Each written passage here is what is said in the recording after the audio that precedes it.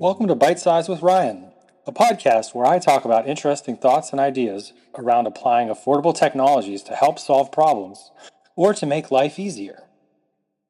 Today's episode is brought to you by Toastmasters International. Toastmasters International is a global nonprofit educational organization that helps people develop public speaking, communication, and leadership skills through a worldwide network of local clubs offering a supportive environment where members practice by giving speeches, leading meetings, and receiving constructive feedback. Founded in 1924 by Dr. Ralph C. Smedley, it empowers individuals to become more confident and effective communicators and leaders through hands-on experience and a structured learning program. If you want to develop public speaking, communication, and leadership skills, check out Toastmasters.org to locate a club near you.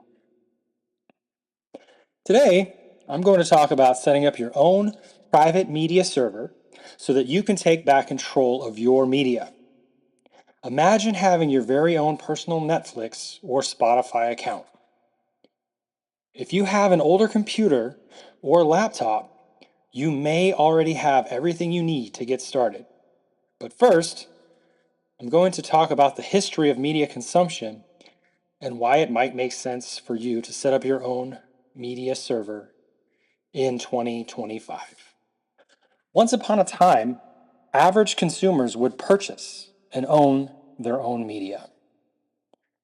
They would buy music, movies, TV shows, and books.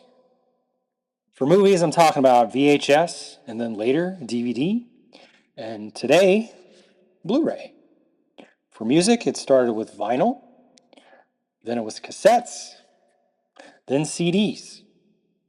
Ironically, vinyl has recently come back into fashion. Who knew? I, for one, think it's an inferior product, but to each their own.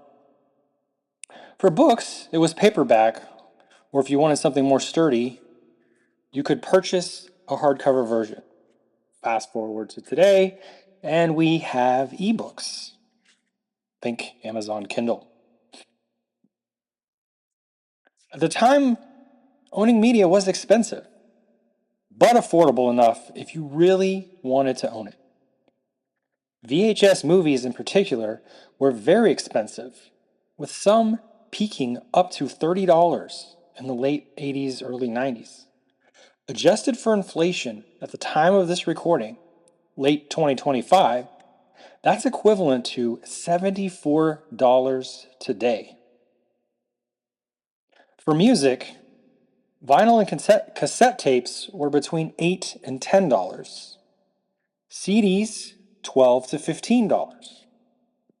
On the plus side, when you bought this media, it was yours to keep and use as you wish. Want to watch that movie 100 times? No problem. Just rewind and watch it again. Want to loan a movie to a friend? Great. Want to borrow a movie from a friend? Even better. Sharing is what made these purchases more justifiable because you could pass that media on to others, and in return, they would share their media with you. Then came the internet.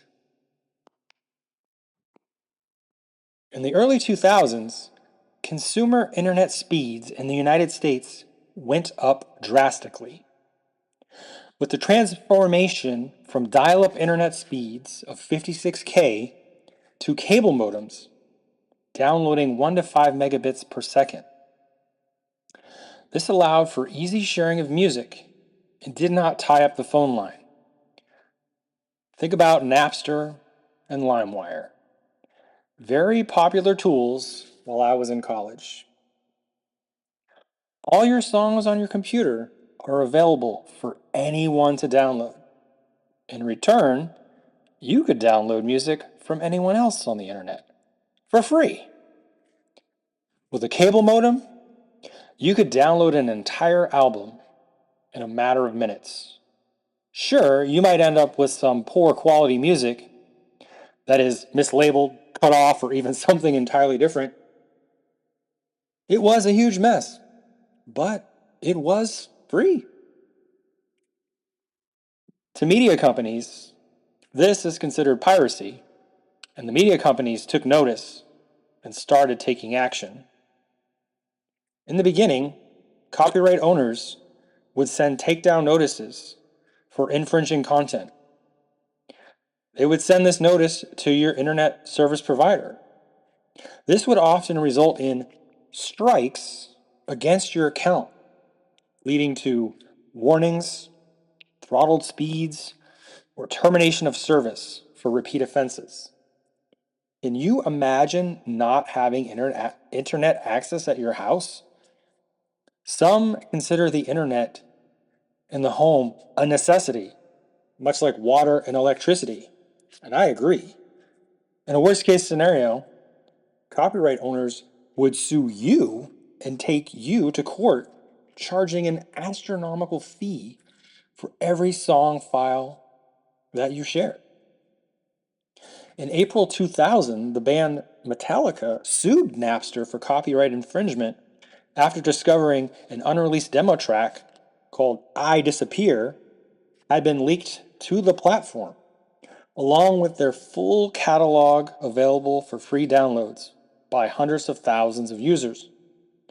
Drummer Lars Ulrich became the public face, testifying before Congress, delivering boxes of 335,000 offending usernames to Napster's headquarters and demanding bans, sparking massive backlash from fans who saw it as punching down on college kids. The band won, contributing to Napster's shutdown in 2001. But it damaged their image and accelerated the music industry's doomed fight against peer-to-peer file sharing. Something had to give. Some companies took notice and determined that if they made purchasing media easy and affordable, people would stop stealing or pirating music, and they would gladly pay. My fondest memory of this change was the introduction of iTunes Music by Apple. For me, it all started with a Pepsi promotion where under the cap of 20-ounce bottles, you had a redemption code for one free song on the new iTunes platform. What a great way to get introduced to a brand new technology. At the time, I did not think this made any sense. But hey, for free, let's give this a try. So after obtaining a few free songs through the Pepsi promotion and hearing how great the audio quality was, I was hooked. Not only that, you had clean, accurate information, the name of the album art, everything spelled correctly. Such a nice relief compared to what I was used to. After the Pepsi promotion ended, I began purchasing songs at the amazing price of 99 cents, not even $1. At that price, it was super easy to now legally obtain any song in high quality. No more spending $12 for a CD album from your favorite artist when you only liked a song or two. But there was a catch. These songs were tied to you. You could not share them. This was by design to appease the copyright holders. You were limited to playing your songs on just 5 devices, something you had to keep track of when you were constantly erasing and reloading your computer operating system. In college, I had the luxury of having access to all the latest Microsoft products. So when every new operating system came out, Windows 98, Windows 2000, Windows XP, I was constantly chomping at the bit trying that latest operating system. And every time, iTunes would remind me that I've used up all my licenses and I'd have to go and hit the reset button. A little inconvenience, but something I could manage.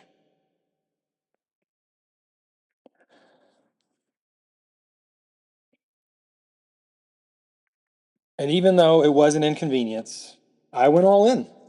I started collecting all those new top 40 songs in the charts. For me, it felt like a bargain, right? Just 99 cents. It was also at this time I started buying songs to replace the very low quality ones I had obtained online through questionable means. This also coincided with the introduction of the iPod, where you could store 1,000 songs in your pocket, songs conveniently purchased from iTunes. Otherwise, you were stuck playing the songs on just your computer. Or you could burn them to a blank music CD if you had the resources. I was one of those people with a CD burner. Before I was gifted my first iPod, this was my mode of music. It was great making my own custom mix CDs. I had taken the audio cassette tape mixtape and taken it to the next level by using higher quality music CDs. And I went all in, even creating custom music labels to put directly on the CD and custom CD cases too. Sometimes I would even add my own voice tracks in between songs to surprise my friends when we would listen to them. It was a work of pride. It was a one of a kind creation made by me.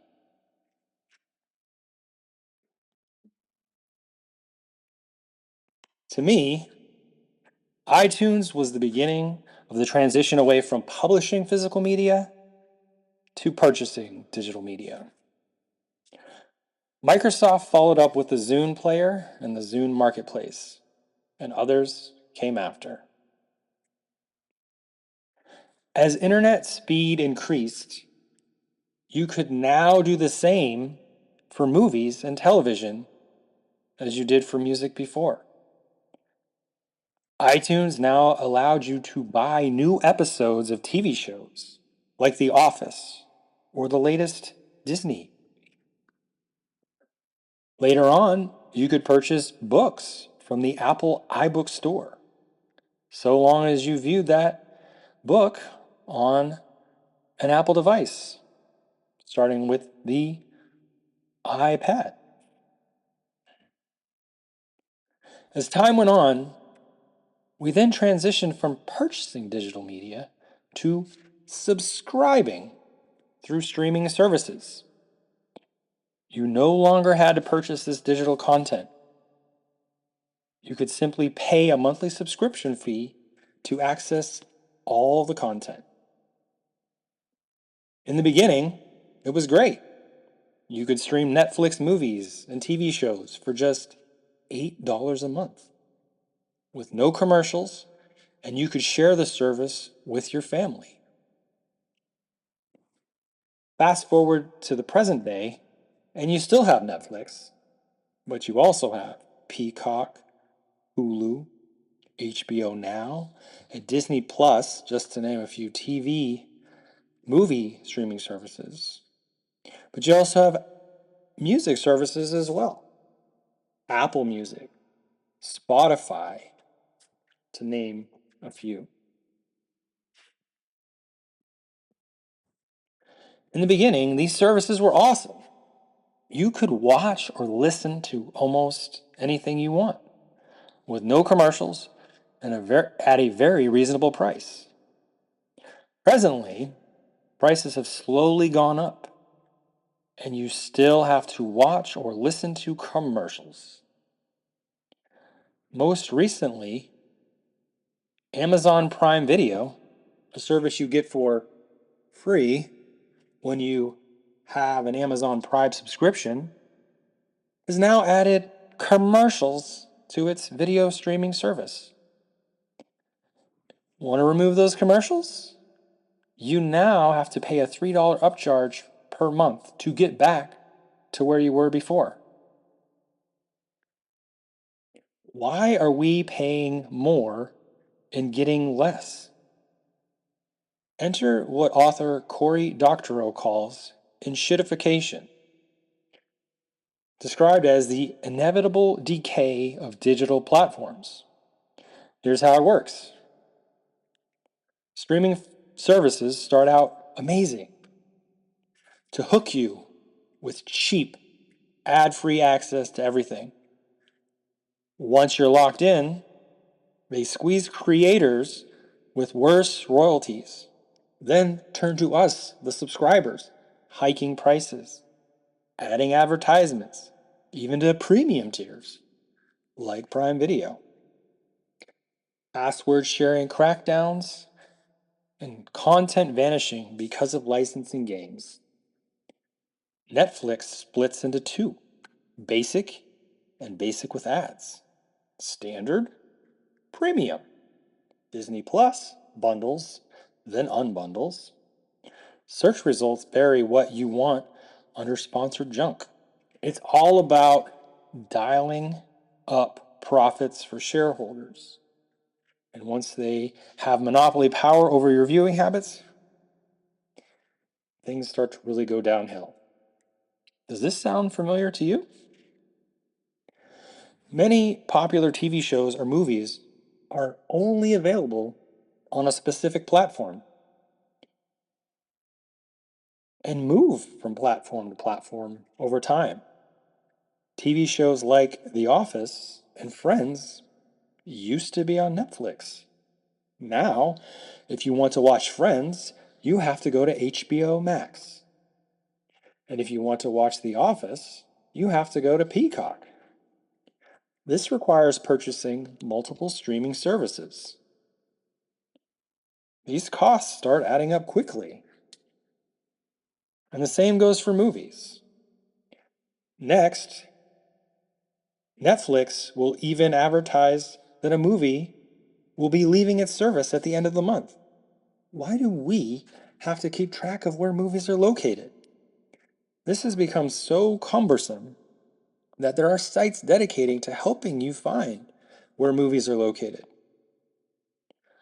Real Good and Just Watch are two of those latest sites that offer this service. Current prices for streaming service as of December 2025 are as follows. Hulu with no ads, $18 a month. Disney Plus with no ads, $16 a month. Amazon Prime with no ads, $3 a month, plus that cost of Prime, which is currently at $139 a year. Netflix with no ads, $18 a month. HBO Max with no ads, $20 a month. Peacock Premium Plus with no ads, $17. By my calculation, that's $92 per month, plus the cost of $139 with Amazon Prime each year, or a total annual cost of $1,243. Every little bit adds up. This could be spent on purchasing your own media. And this is just for TVs and movies. When it comes to music, streaming services also have downsides. My family currently subscribes to Apple Music, and I was under the impression that I had access to every album from every artist ever produced. To my surprise, there are songs and albums that are just not available at all. Sometimes those songs are alternatives to the versions of the ones that you know. And I'm going to date myself here, but one example that surprised me was the artist Garth Brooks. All of his albums are missing from Apple Music. He had a bunch of great songs back in the early 90s that I really enjoyed. Fortunately, back in the 90s, I bought those CDs and I still have them. So it's nice that I still have the ability to listen to those songs if I choose to do so. Also, some artists intentionally do not release songs on streaming services to encourage people to purchase their own physical media. The royalties artists receive for streams are abysmal, at least when they sell their own media. Back to those vinyl albums I was talking about earlier, they earn more money. It also provides their fans with something tangible that they can hold on to. A call back to those earlier days of owning media. For example, Sabrina Carpenter's Sabrina Carpenter's Short and Sweet album has physical exclusive bonus tracks not available on major streaming platforms like Spotify and Apple Music, encouraging you to go buy that album, support the artist more, and get a special treat. But now, let's get back to movies and TV. Some content is not even available at all through streaming services. And you have the option to just digitally rent it.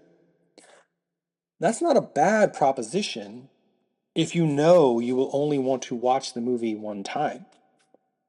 But you won't know until you watch the movie if you ever want to experience it again.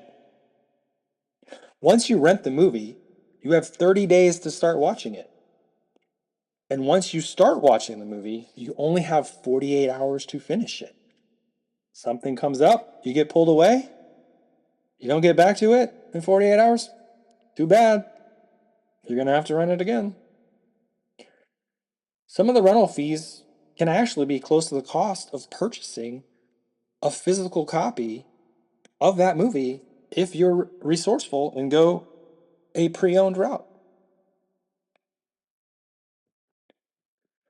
Some movies you can't even rent, but you can buy digitally. For example, the movie Weekend at Bernie's 2, released in 1993, you can't rent it, but you can presently only purchase a digital copy from Amazon Prime Video. At the time of this podcast, that price is $9.89. You can purchase a pre-owned physical DVD copy of this movie for as low as $5 plus shipping. A site I found on Google had the price of free shipping if you ordered $35 or more. So if you're resourceful in your planning, you can acquire movies at a very reasonable rate and get that free shipping. When you buy digitally from different places, it can also be difficult to keep track of what you have and where it's located. In the Weekend at Bernie's example, you have to remember that you purchased the movie. Sometimes I forget what I own. And you have to remember to go to Amazon when you want to watch it. One site was created to help keep track of all your movie purchases to provide one kind of seamless interface called Movies Anywhere.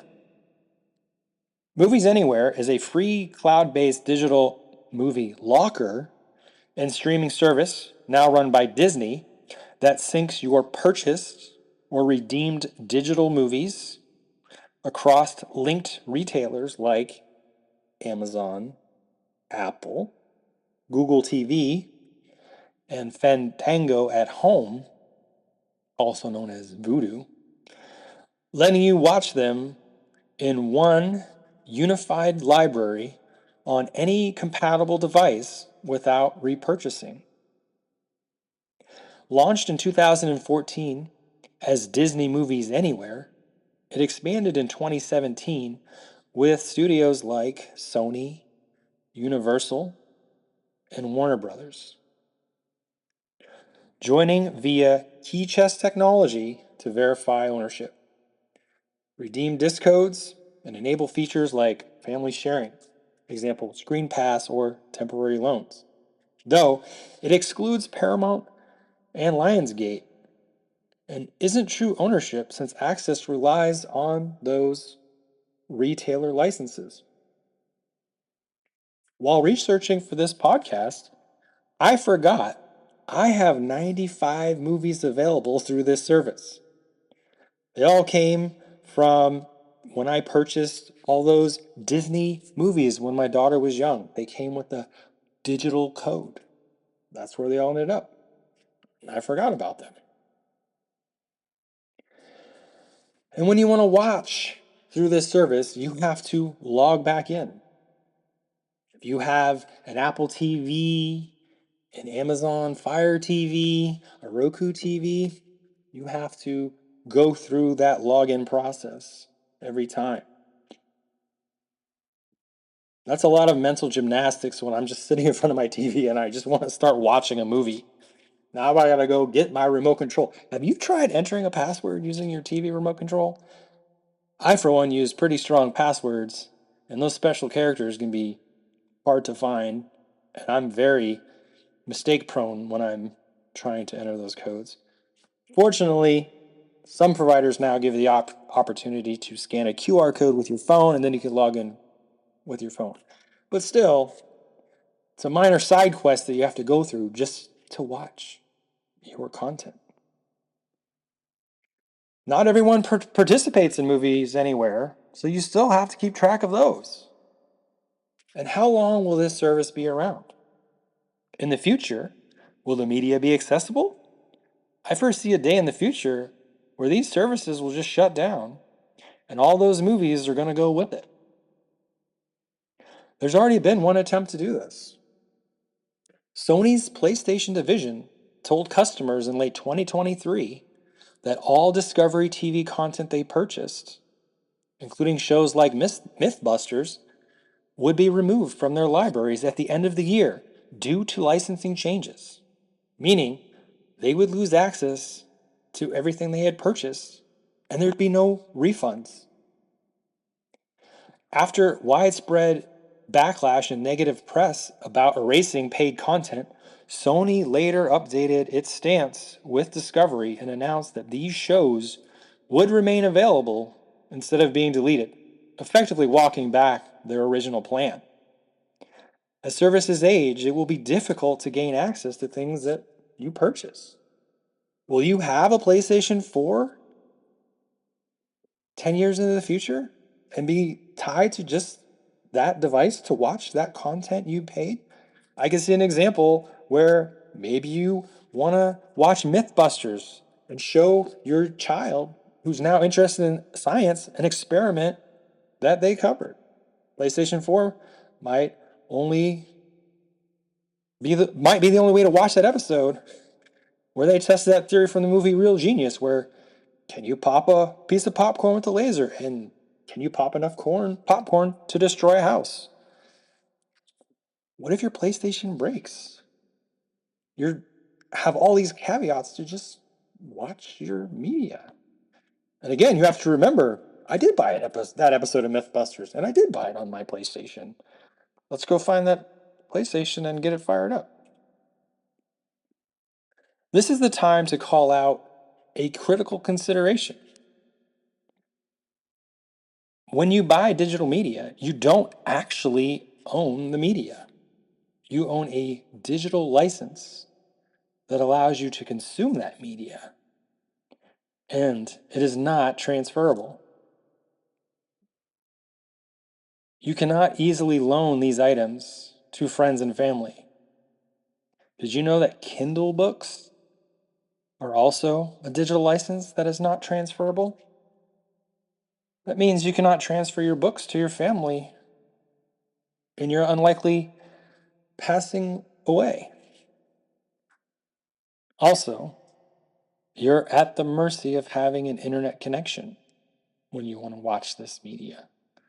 If your internet goes down, or you're in a location where the internet is slow or unavailable, you won't be able to watch that TV show, that movie. For all of these reasons, now is the time to take control of your media and bring it back into your own hands. Consumer technology has become affordable and simple enough for you to run your own private media server. All you need is a spare computer and a big enough hard drive to store your media.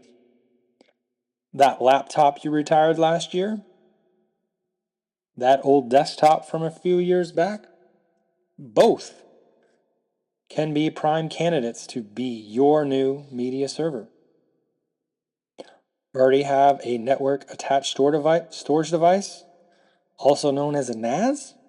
You may be able to run your own media server on that too. In my household, I use a product called Plex, available for free at plex.tv. That's P as in Paul, L as in Lima, E as in Echo, X as in X-ray. Plex.tv. It is a media server that organizes and streams your personal collection of movies, TV shows, music, and photos across devices on your local home network. You can also remotely access your media over the internet with the Plex Pass add-on. I run my Plex media server on a single board computer called a Raspberry Pi. And attached to that Raspberry Pi is a 5 terabyte external Western Digital hard drive. And there is where I store all of my media. The total cost of my setup is approximately $250. The Raspberry Pi computer I use performs additional tasks in addition to Plex. So if I wanted to dedicate a Raspberry Pi to just a Plex server, I estimate it would only cost me about $200. But remember, if you already have old computer equipment available to you, it can cost you nothing in additional hardware, or just the cost of an additional hard drive to store your media and the time to transfer your media to that hard drive. The Raspberry Pi is a low-cost, credit card-sized, single-board computer developed by the Raspberry Pi Foundation in the United Kingdom. First launched in 2012 to promote computer science education among students by reviving the hands-on tinkering spirit of 1980 machines like the BBC Micro. Starting with the Model B at just $35, featuring a 700 megahertz ARM CPU, 512 megabytes of RAM, HDMI and USB ports, and GPIO pins, it exploded in popularity beyond schools for do-it-yourself projects, media servers, retro gaming, IoT devices, and industrial uses, selling over 68 million units by 2025 across models like the Pi 4 with up to 8 gigs of RAM and gigabit Ethernet, and the Pi 5 with up to 16 gigabytes of RAM. That's the one that I have. They even have an ultra cheap Pi Zero at a cost of just $5 to $15. These boards are powered by Linux, often Raspberry Pi OS, also called Raspbian, which is a derivative of Debian Linux. It supports programming languages in Python, Scratch, just to name a few, with a vast ecosystem of accessories that can be stacked onto that board for sensors and displays. There's also cases, lots of different software programs, just making this ideal for hobbyists running servers like Plex.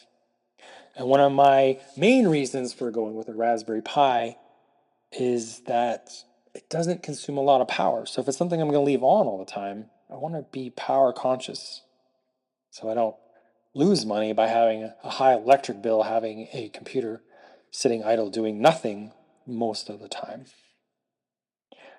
The Pi 5 is overkill for my needs, but is very power power efficient, sipping just about 5 watts of power while idle. I chose this model because it has enough extra capacity to perform additional tasks outside of media playback. To name a few of these things, I run Home Assistant, which manages all of my home automation and all of my Internet of Things devices. I have many devices from different manufacturers, each having their own app to run. So imagine signing into like 5 different apps to do different things throughout your home. Home Assistant brings them all under one dashboard for central management, allowing to perform many complex operations that cannot otherwise be done. One example I use is I automatically turn on lights in my house at certain times of day, particularly 1 hour before sunset, and then I turn them off at 10:30 at night, which is after I usually go to bed. So always having light on, but always automatically turning them off so you're not wasting electricity leaving things on when you don't need them. I also use my Pi for a network attached storage so I can share files between my devices. I also run a network monitoring tool called Kuma, that's Kuma, and it notifies me by text message whenever one of my Internet of Things devices go offline, because if they disconnect, they're not going to function. So when I get notified, I can get them up and running again so that they'll be up and available when I need them. But back to Plex. What is so great about it is that it is accessible by all of my smart TVs. I presently have 6 of them. One in my basement, one in my kitchen, one in my living room, one in my bedroom, one in my daughter's room, and one in my garage. It's also accessible from smartphones, tablets, and computers. And because it's stored locally, the files, I don't require an internet connection. However, with an internet connection, I can share my media with all my friends, and they in turn can share their media with me on their Plex server. The media server is capable of providing independent streams of different media to different users at the same time. So I can watch one thing while my wife watches something else, my daughter's watching a show, and a friend can also be watching something as well. Something else to consider is that you don't need a dedicated DVD or Blu-ray device for every TV. This is much more convenient when locating the movie disc and placing it in the disc player and using that second remote control for just the DVD player. Also, your progress is saved automatically. So if you start watching on one TV, you can pause that movie and go to another TV and pick up right where you left off. For my setup, I purchased the optional lifetime subscription to Plex Pass for under $100 at the time, which allows me to download any of my media onto my smartphone and tablet devices, allowing me to view media offline, such as when I want to watch a movie while on an airplane. This past November, I did just that, and I downloaded 8 movies to watch while I was away. When I returned home, that progress of the movies I watched was synced back up with my Plex server. So it's keeping track of what I've watched. Or if I hadn't finished watching it, it knows where to pick up. So it's nice to resume. In my case, I was watching on my iPad. When I get home, I can finish watching on the big screen TV. Very convenient. Plex also supports DVR capabilities, or digital video recorder, where with a TV tuner peripheral and an antenna, you can record over-the-air programs for live replay or playback at a later time. Plex even has the intelligence to automatically detect opening and closing credits of your TV shows, saving you time. Just a menu pops up on the screen, skip credits, and you hit OK, and then boom, you're right into the episode. Same thing at the end. You can go right to the next episode at the end. It keeps track of your TV series, queuing up the next one. The key to the Plex server is that it is only as useful as the media you load onto it.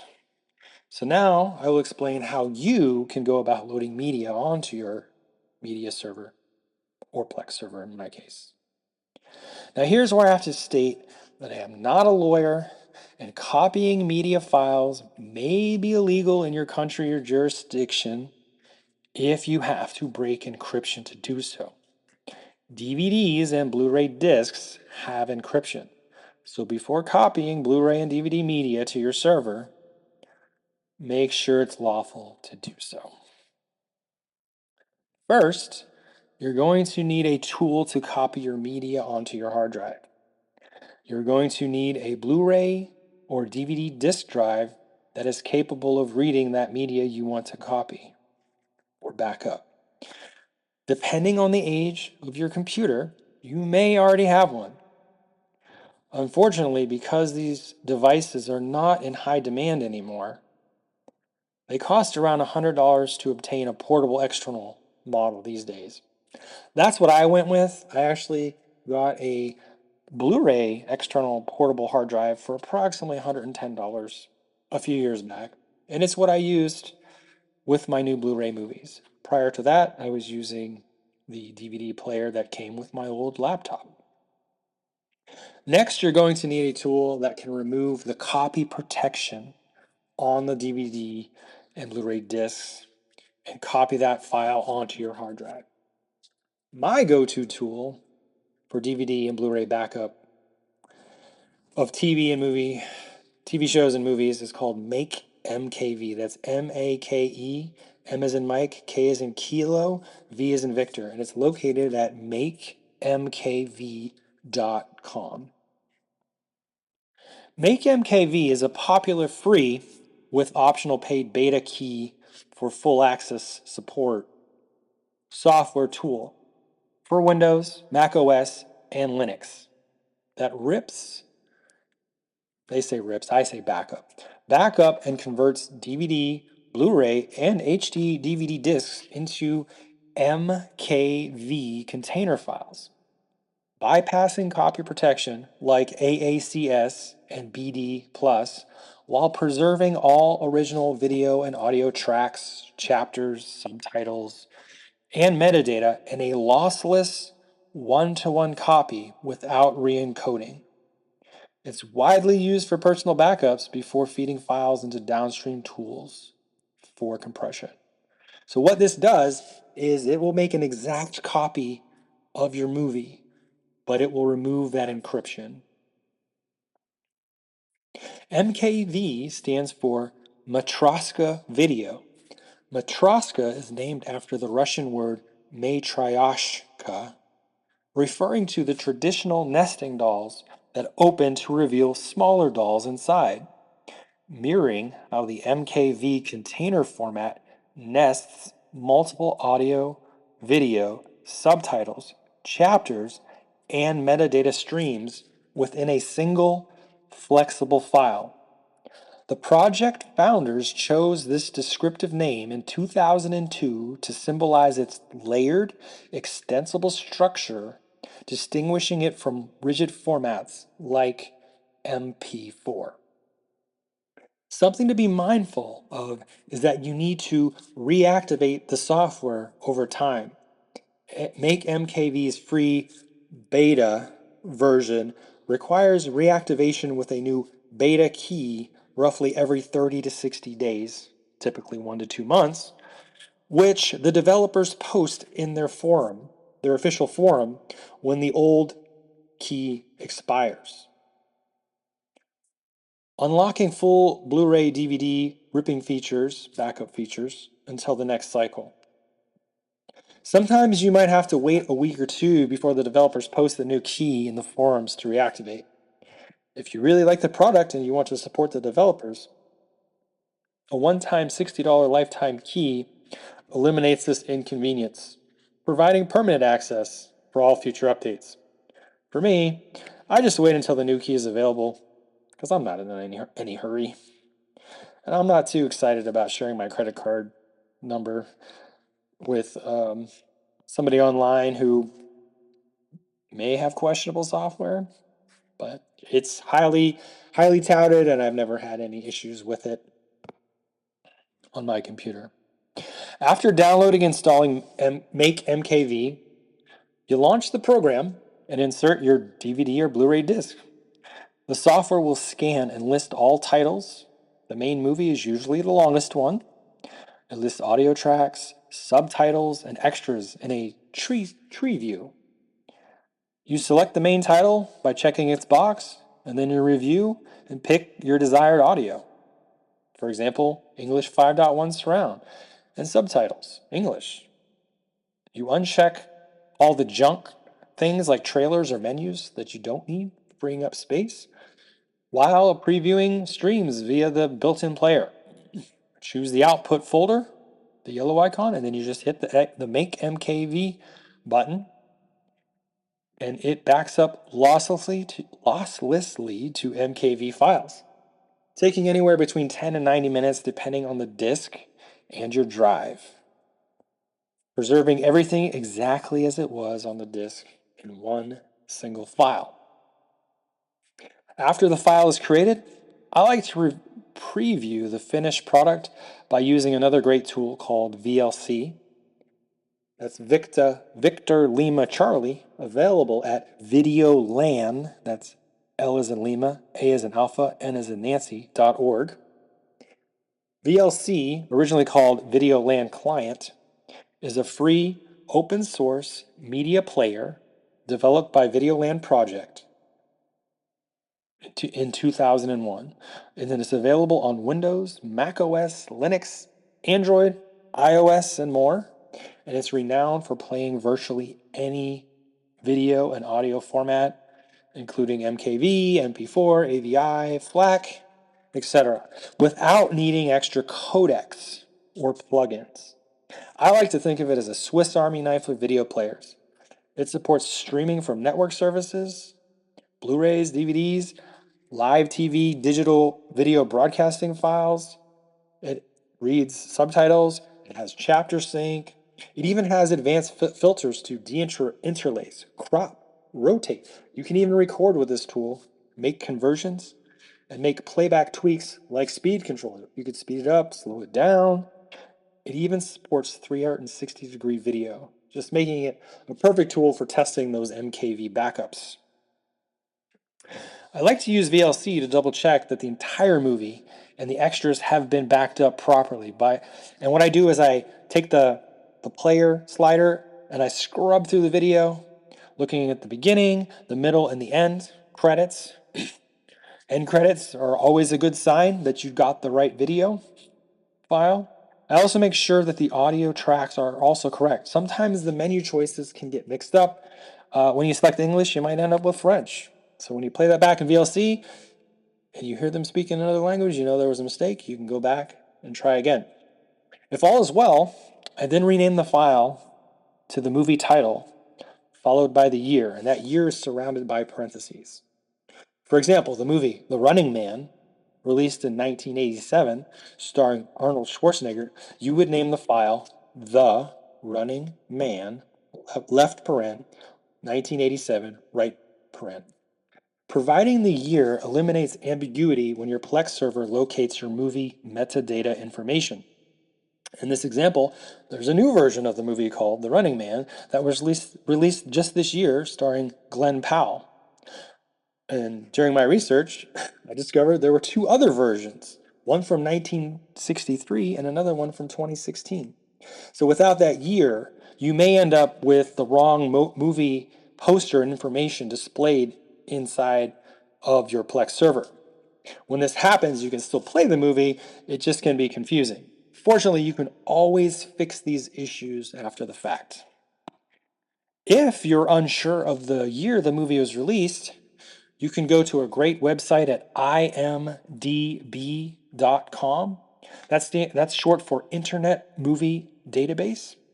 It is the world's largest online database of information on films, TV shows, podcasts, video games, and streaming content, offering detailed cast crew credits, plot summaries, trivia, ratings from users and critics, reviews, box office data, awards, and biographies. Launched in 1990 as the Usenet list by Call Needham, Needham, and is going online went online in 1993 and 94. It was acquired by Amazon in 1998 and now hosts over 25 million titles with over 14 million person records as of 2025, serving as an essential resource for movie buffs, researchers, and industry pros, complete with trailers, photos, and advanced search tools. You can always find the movie year right next to the name in your IMDb search results. Fortunately for me, I started collecting DVDs in the early 2000s when DVD players first became available. As I recall, my DVD player was around $300 in the early 2000s, much lower than their $1,000 price tag when they were first released in the mid 90s. I can still remember my first DVD purchase, The Matrix, released in 1999. Such a huge improvement in picture quality over the VHS movies that I had been using before.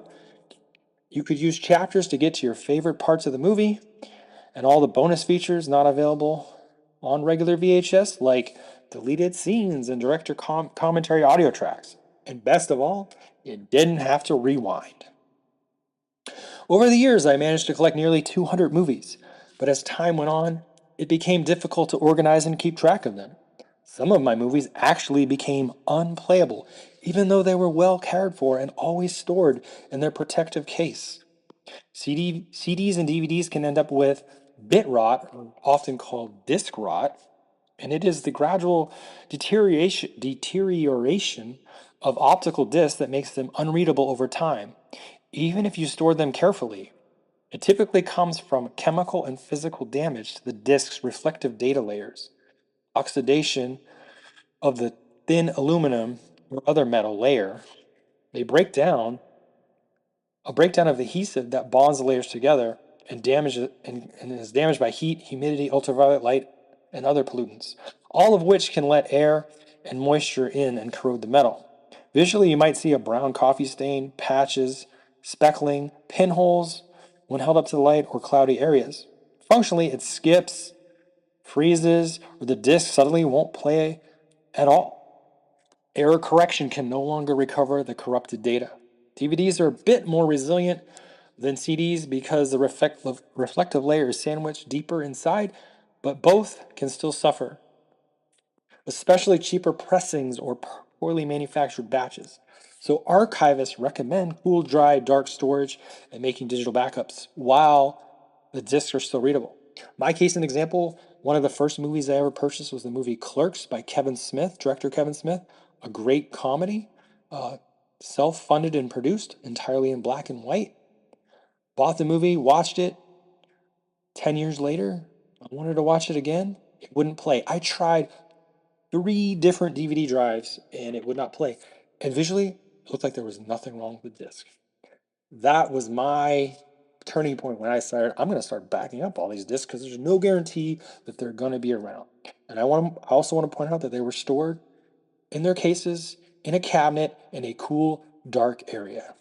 So I believe it does come down to the manufacturing. And that was a very early release of a DVD movie that I had acquired. So after personally encountering this, I decided to back everything up to my hard drive using Make MKV. And now, if an original disc becomes damaged or unreadable, I can just burn a new copy if I want a physical copy, or I can just watch it right on my Plex server. Fortunately, the cost of hard drive storage has become very affordable.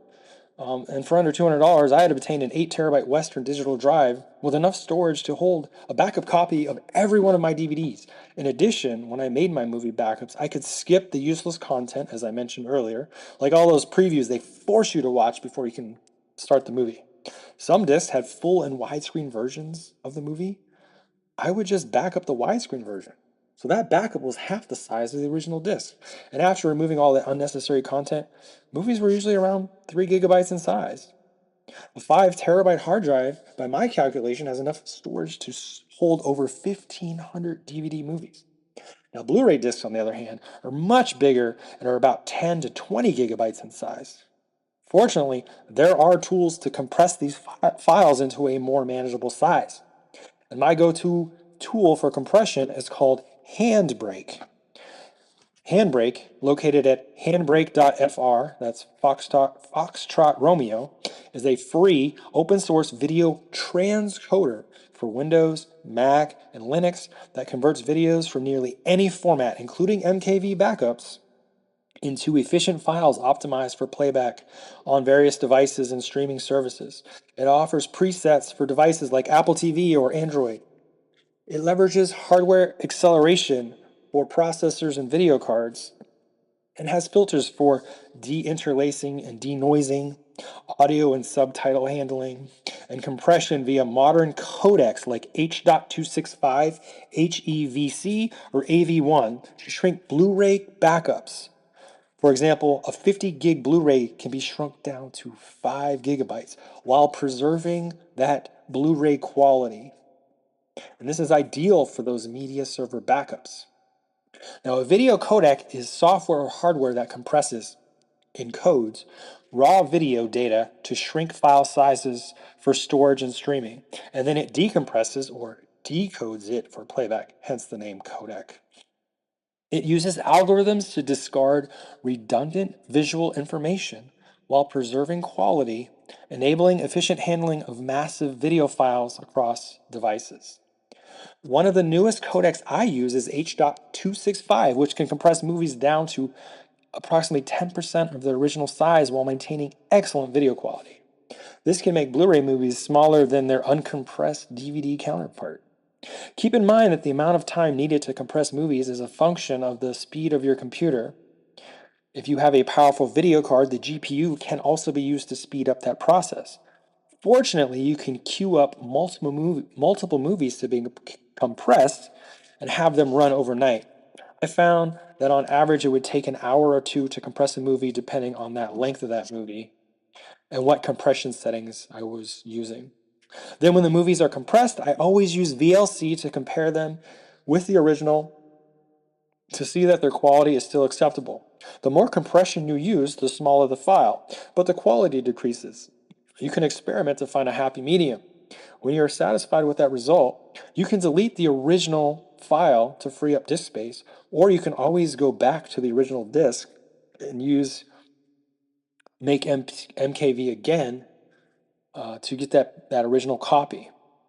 Then, when a new, better version codec becomes available, you can keep the original backups in a safe. You can keep the original backups in a safe place and avoid that bit rot process. And now is a great time to talk about backing up your movie backups. There's this notion of 3-2-1 backup that I follow. You should and it goes as this. You should always have 3 copies of your files on 2 different forms of media, and one of them should be off-site. For example, the 2 different forms of media are the disk, in my case, Blu-ray, DVD, and the hard drive. But what if there was a fire or flood in your home? The original disk and your backup would both perish together in your home. And that is why it's also important to have that third backup, which is the one that you keep off-site. And one way to do this is to periodically make a backup using a portable hard drive and then take that drive to a friend's or family member's house. But this does require periodically going to that relative's house, picking up the drive, taking it home, running your backup, and then taking it back to its offsite location. Another option is to make your offsite backup in the cloud, and this is the option that I chose. The backups are automatic, and you can just set it and forget it. For me, the solution I chose was a service called Backblaze, where they will back up all your drives that are physically attached to your Mac or PC for a fixed monthly or annual cost, regardless of backup size. There's an agent that runs on your computer and slowly backs up everything in the background to the cloud. I presently pay $100 a year, and to me that's worth the price of the peace of mind. The initial backup takes some time depending on your internet connection speed, but future backups are much faster, running slowly in the background so that your other internet activities are not negatively impacted. I have an 8 terabyte drive on my desktop that is automatically backed up, and then those movie files are copied to my media server for streaming on demand. So I have achieved that 3-2-1 backup strategy with the disk, hard drive, and the cloud. In my case, 2 hard drives. One on my desktop so I can take advantage of Backblaze, and then the one actually for my media server. And the reason why I have two is my desktop consumes a lot of power. So I don't leave it on all the time. But the Raspberry Pi, I do. And in the event that you do lose your hard drive, Backblaze can allow you to download your backup over the internet, which I'm sure you would understand. It could take a very long time. Or they can mail you a drive that you can use to restore your files for a nominal fee. So the key to all of this, though, is if you want to go the legal route, you're going to need your own physical media and then copy it to your media server. The great news is that you can obtain pre-owned media from many sources at very reasonable prices. I had alluded to that earlier with my Weekend at Bernie's 2 example. As new movies are released, I ask that you consider purchasing a physical copy so that you can put it on your media server. Most physical copies are the same price or only a few dollars more than the digital copy that you don't own. You can buy pre-owned on eBay, Amazon, or your local used media stores that buy and sell movies and music. In my area, the local Goodwill is a great source for DVDs and Blu-rays. Now is a good time to also mention other media. Do you have old VHS family movies? Do you still have a VHS player? You can buy a video capture device that can attach your VCR to your computer for approximately $40, and then you can capture or record those old home movies to your computer. You can take advantage of that compression and put them on your media server too. Then you can take advantage of that offsite backup I just talked about. If you don't have a VCR anymore, there are services online that will do the conversions for you. These are the movies that are priceless to me because you can't just go out and buy a new copy when they need replacing. When it comes to music CDs, you can also follow a similar process using a program called FLAC, F-L-A-C-C. I'm sorry, FLAC. And that stands for Free Lossless Audio Codec. And it's an open source audio compression format developed by xiph.org. I think I said that right. That's X-ray iph.org, and that foundation that it's a foundation that solved how to reduce file sizes by 50 to 70% compared to the uncompressed wave or CD audio, while preserving every bit of the original quality. Unlike lossy formats like MP3, where you lose quality with that compression. I particularly notice quality loss with percussion like cymbals and songs. But FLAC supports high sample rates up to 655 kilohertz, bit depths between 4 and 32 bits, also supports multi-channel audio up to 8 channels with embedded metadata for tags, cover art, and cue sheets, making ideal for archiving CDs and high-res masters that decode bit perfectly on media streaming services like Plex. And they too can be backed up just like your other media. There are other media server options available besides Plex. Another popular media server is called Jellyfin. That's Jellyfin, and you can get that at jellyfin.org. Both Plex and Jellyfin support movies, TV, music, and photos. Jellyfin also supports books, magazines, and comics. Both Plex and Jellyfin can be installed on Mac, PC, and Linux devices. Both can even run on NAS, as I mentioned before. And what better place to store your media or have your media server is on your NAS, where that's where you would most likely keep all your media. I hope the information provided to you has persuaded you to try setting up your own media server. The setup process is very simple, and I encourage anyone interested in owning their own media again to give it a try. You simply go to the provider website, go to the download page, and download the relevant installer. The wizard is very intuitive, where you will provide the location of your media, and the media server will scan all of your content and make it available for streaming. Next, you install the respective media player on your devices. Jellyfin and Plex media players are available on Android, Apple, Roku, Amazon, all the major providers. Next, you log into your device with an account created on your media server and you're good to go. With the rising cost of streaming services, you just might come out ahead in the end by skipping them and going back to owning your own media. Will you join me and set up your own media server? Let me know in the comments how it goes. And that, my friends, brings us to the end of this podcast. Be sure to subscribe so you can catch the next episode where I will share another technology that is easily attainable and helpful in your life. Cheers.